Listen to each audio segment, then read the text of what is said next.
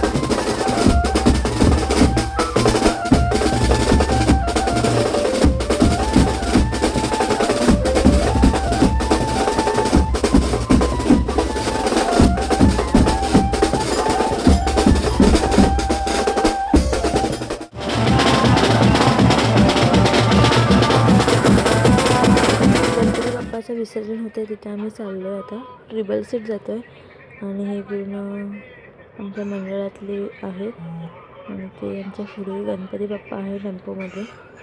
तर आम्ही एवढे जण आलो होतो आणि इथे भरपूर सारे गणपती होते, तर इथे आरती वगैरे चालू होती।